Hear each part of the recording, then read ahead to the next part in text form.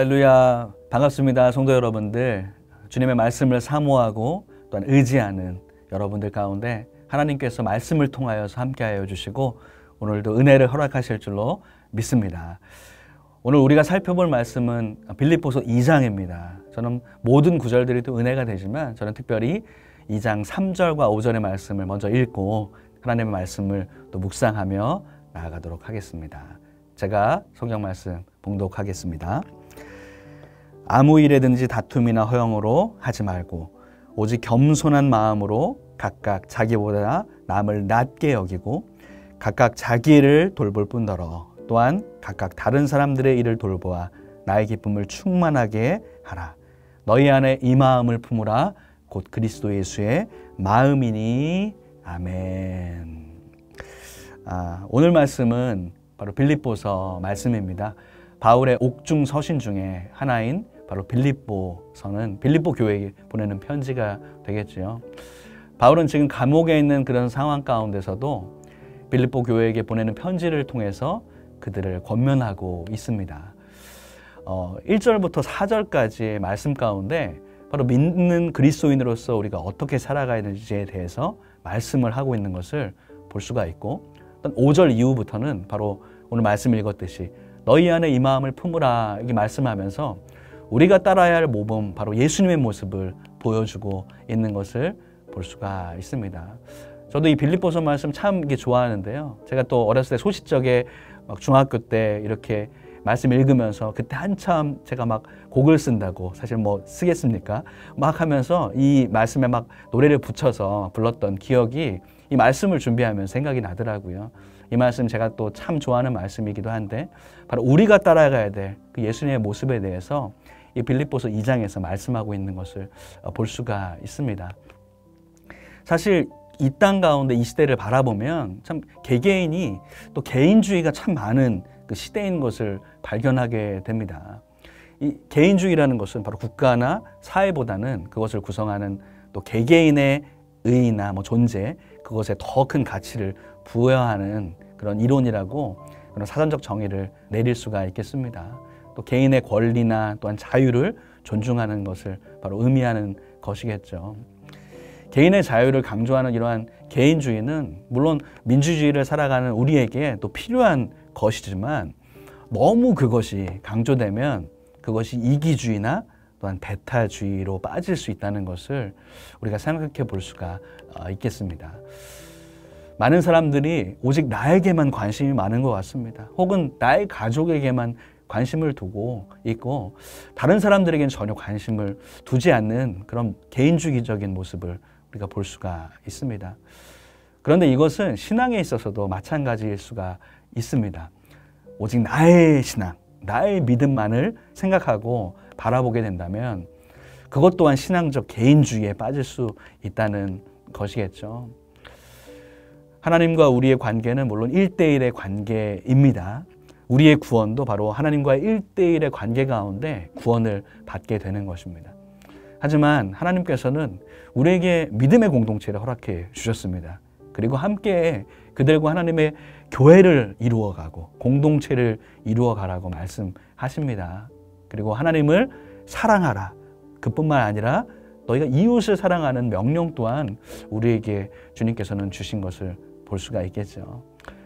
그렇기 때문에 우리는 바로 우리를 돌아볼 뿐만 아니라 다른 사람들의 일을 돌아보라고 오늘 말씀 가운데 권면하고 있는 것을 볼 수가 있습니다. 4절 말씀 제가 다시 한번 읽어보겠습니다. 각각 자기 일을 돌볼 뿐더러 또한 각각 다른 사람들의 일을 돌보아 나의 기쁨을 충만하게 하라. 이렇게 먼저 권면합니다. 사도 바울은 각각 다른 사람들의 일을 돌보라 이렇게 지금 권면하고 있습니다. 서로 섬기고 나누고 사랑하라. 서로 간에 그렇게 하라는 의미를 담고 있겠죠. 그것이 바로 빌립보 교회를 세운 이 바울에게 큰 기쁨이 되는 것이다 라고 이 말씀에 이야기합니다. 여기서 나의 기쁨을 충만하게 하라라는 의미는 그것이 바로 하나님의 기쁨이 된다라는 것을 의미하는 것이겠습니다. 3절 말씀도 계속 보면 아무 일이든지 다툼이나 허영으로 하지 말고 오직 겸손한 마음으로 각각 자기보다 남을 낮게 여기고 이렇게 말씀하고 있습니다. 다른 사람을 돌보기 위해서는 또 다른 사람들과 또 다툼이나 허영으로 대하지 않기 위해서는 겸손한 마음이 필요하다고 이 3절 가운데 말씀합니다. 겸손한 마음으로 나보다 남을 낮게 여기라. 낮게 여기는 것이 아니라 더 귀하고 낮게 여기는 마음을 가지라고 이 성경은 권면을 하고 있습니다. 어쩌면 세상의 많은 사람들의 보통 생각이나 태도는 나보다 잘난 사람에게는 고개를 숙이고 나보다 약한 사람에게는 고개를 드는 것이 일반 사람들의 모습일지 모르겠습니다. 다른 사람보다 내가 더 높아지고 싶고 또 인사받고 싶어 하는 것이 보통 사람들의 마음일지도 모르겠습니다. 그런데 오늘 말씀을 읽어보니 그것과 전혀 다른 권면을 하고 있다는 것이죠.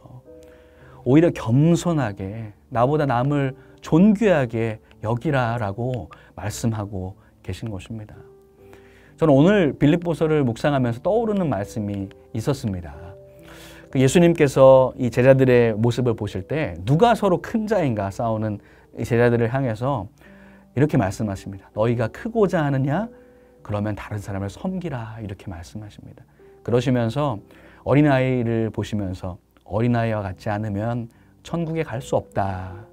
천국에서는 이러한 자가 바로 큰 자라고 주님 말씀하셨던 그 말씀이 기억이 납니다. 바로 스스로 작다고 하는 자, 여기는 자, 또 겸손한 자가 하나님 나라에서는 진정 큰 자라는 말씀을 예수님께서도 우리에게 가르침을 주셨죠. 이것은 세상의 가치와는 정반대, 다른 것입니다.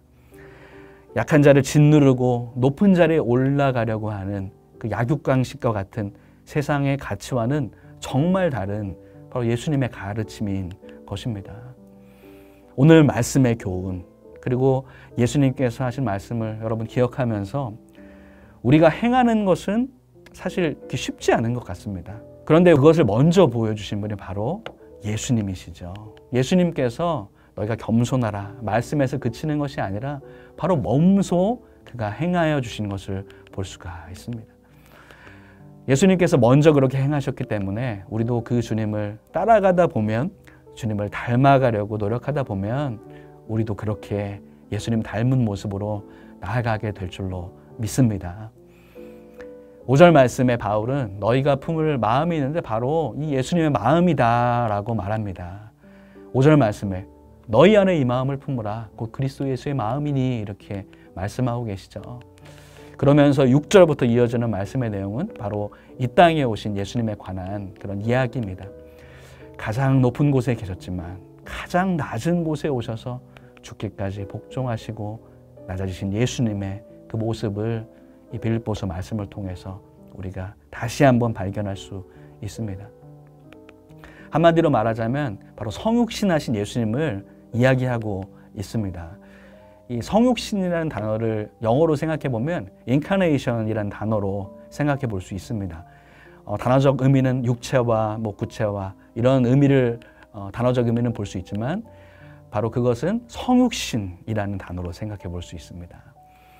제가 예전에 신학교에서 공부할 때도 이 성육신이라는 단어를 incarnation이라는 단어로 함께 설명을 들으면서 교수님께서 그것을 맞추심이라는 그 의미로 설명했던 기억이 납니다. 맞추심, 바로 예수님께서 하나님이셨지만 우리에게 맞추기 위해서 이 땅 가운데 우리에게 오셔서 하나님과 맞춰주시며 또한 우리를 위해서 십자가를 지신 바로 그 예수님의 모습을 볼 수 있습니다. 이 세상의 어떤 곳으로 그것은 설명될 수도 없고 그 어떤 것보다 높이 계신 바로 하나님이 인간이 되어 오신 것을 바로 인카네이션, 성육신이라는 단어로 살펴볼 수 있습니다.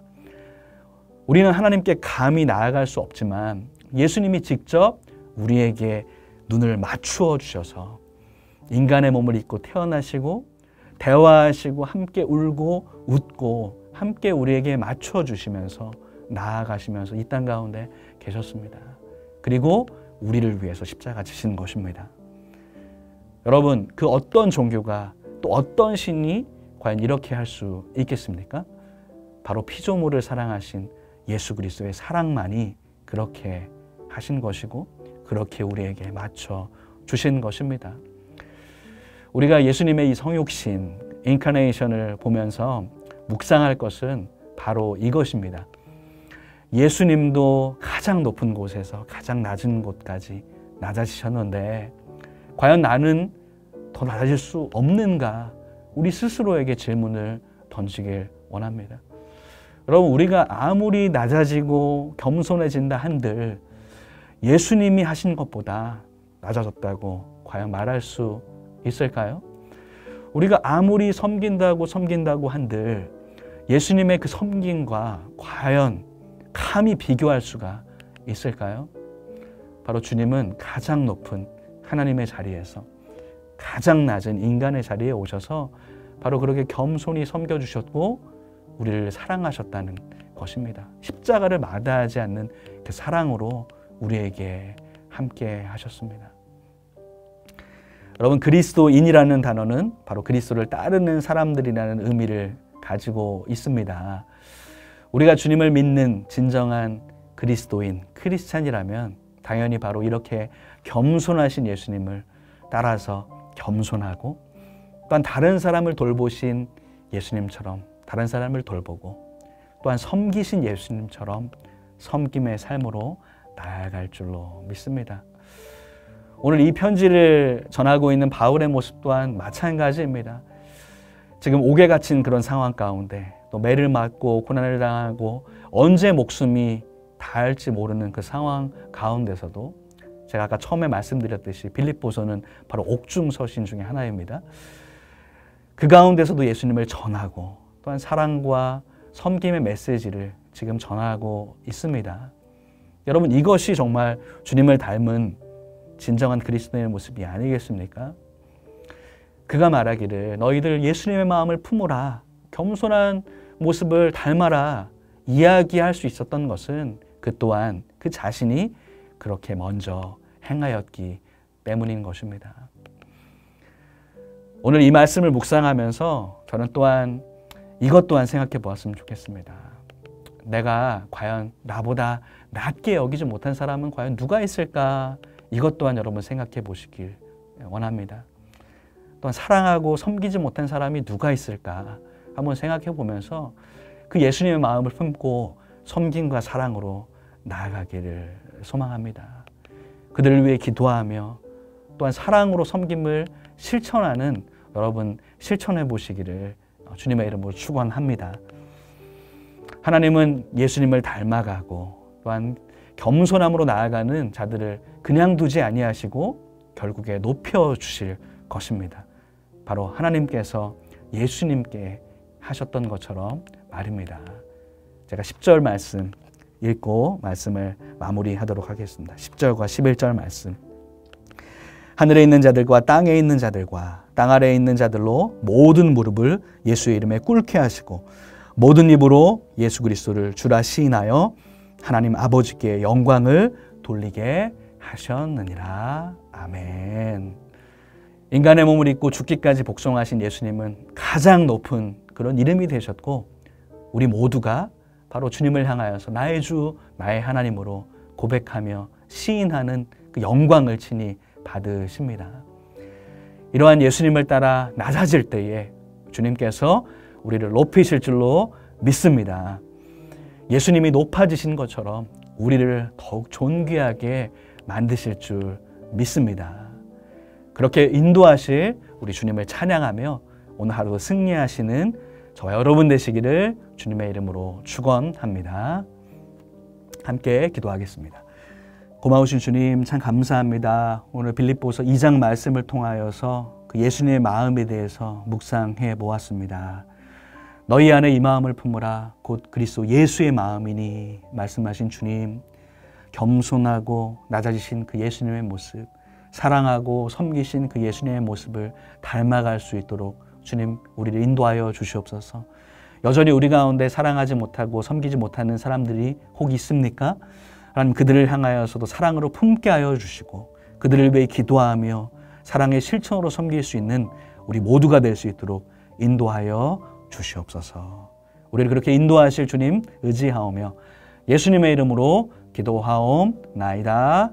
아멘.